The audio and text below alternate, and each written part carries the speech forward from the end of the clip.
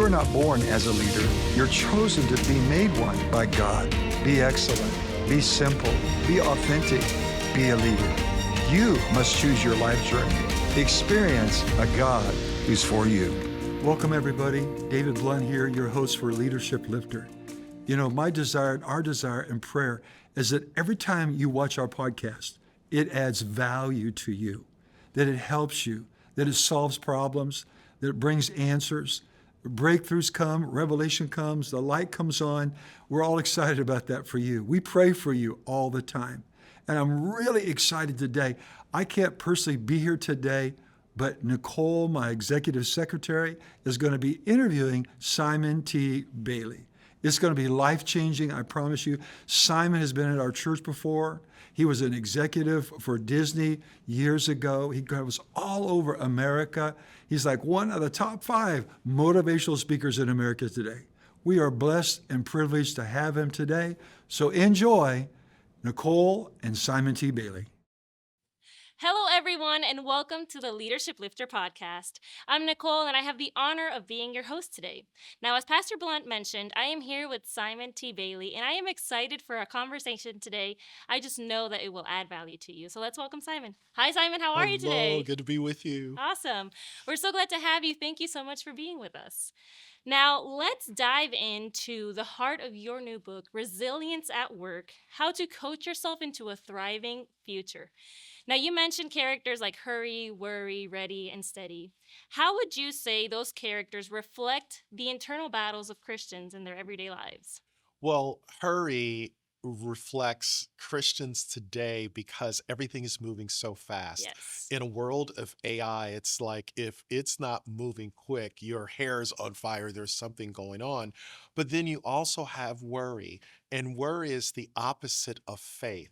So there are some that are saying, you know what, our market is down. Customer satisfaction is not where it need to be, or we're being pushed to do more. And I'm worried, do I still have value? Do I still matter?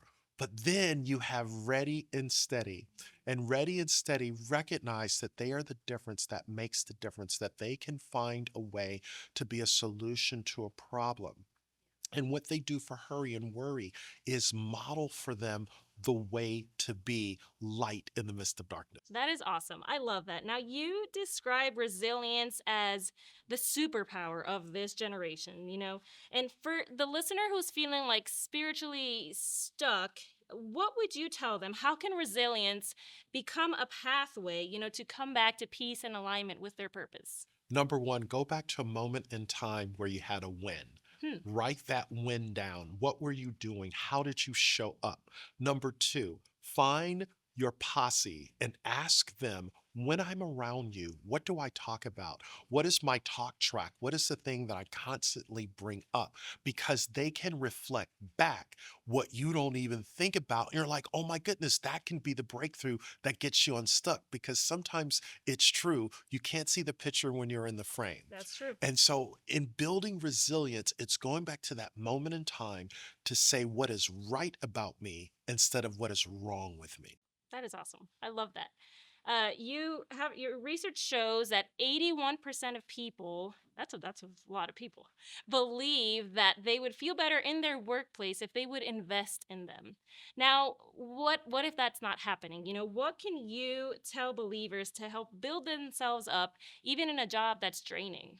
Well, if you're in a workplace where that workplace is not investing in people and helping people thrive, number one, you begin to say, what can I do during the lunch hour to bring people together to begin to talk about what's going on? How are we moving forward? How are you doing? So you become that person. And notice I said lunch hour, so we don't want to infringe on company time. But you say, hey, we're going to have a question that we're going to have everyone share. And that question could be as simple as, what are you excited about the most? You find a way to help people thrive. But then the second thing is when you work with colleagues and they do something well or they do something right, tell them, but also tell their supervisor, their manager, their leader. Say, I just noticed Nicole did something amazing on behalf of the company. You become that megaphone to give the shout out to that person. That allows a person to thrive. But here's the third thing. Uh, People right now, according to the research at University of Michigan, people want to be seen, valued, and understood. So finding a way in your own way to check in with people with the simple question, how are you? Wow. That's what leaders do. Wow. That is so good. That is so good. You talk about the brilliance living already within us. But what would you say to the person that's feeling like buried under self doubt and just professional disappointment? How can they unlock their God given brilliance? Oh my goodness, I love this question. Unlocking your God given brilliance starts with a very simple question. Mm-hmm. What would I do if I knew I couldn't fail? Hmm. Yeah. Second question, what would I do if no one paid me to do it? Wow. And then the third question from Howard Thurman, the philosopher, don't ask what the world needs, ask what makes you come alive. Wow. Because what the world needs are people who come alive. And notice I am asking you questions because questions immerse you on a quest to discover you. So if you want to unlock what's in you, that brilliance, it's those questions. And that third question is when I am alive and I'm not dull, or when I'm in the zone, what's going on? Because that's a clue to you. That's awesome. I love that. Now, relational strain is real. The people around us, our friends, our family, sometimes even our relationship with God. How can that mindset of ready and steady help people show up as a force of calm and peace through it all? Oh my goodness. So, probably one of the greatest things you can do in relationships is to communicate how much you value another human being, beginning to showcase and highlight when you said this, when you did this. Here was the positive impact it had on me. That's number one.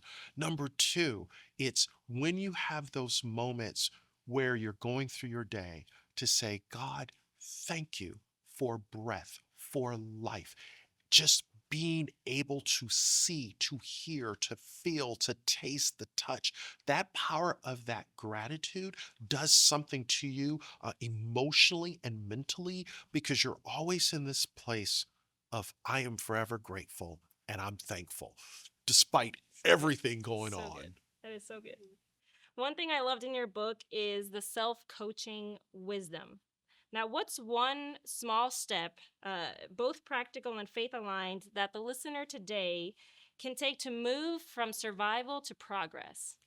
So, Dr. Martin Seligman, in his work, The Father of Positive Psychology, and this aligns from a faith perspective, is every day asking yourself the question, what went well today? Because in a society where we have negative news that is literally thrown at us like spam, to step back and say what went well allows you to grab hold to the steering wheel of the future and look through the windshield instead of the rear view mirror of where you've been.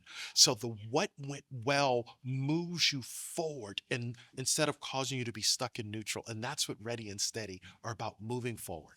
Awesome. Awesome. Now, you've worked with giants like Microsoft and Stanford Healthcare, but your book, it seems very personal. So, what's one truth that you want to tell every believer to hold on to when life and leadership are feeling overwhelming? So life is like surfing in the ocean. You will get knocked off your surfboard, and it's your resilience that allows you to get back on the surfboard. I believe resilience is faith, and it's your brilliance that allows you to catch the next wave.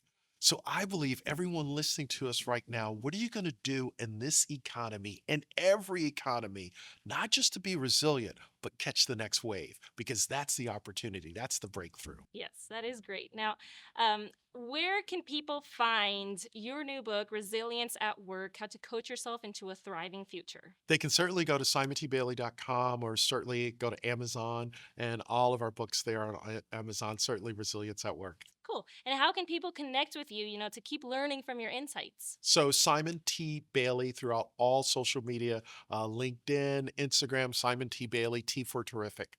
That is great. I love that. T for terrific. I just slipped it in there. Yeah, It was you right talk there. about- That's a great way to say your name now.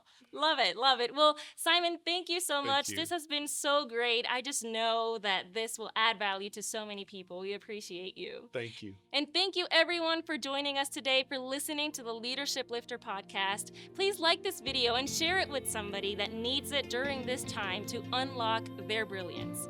And until next time, never forget, God is for you.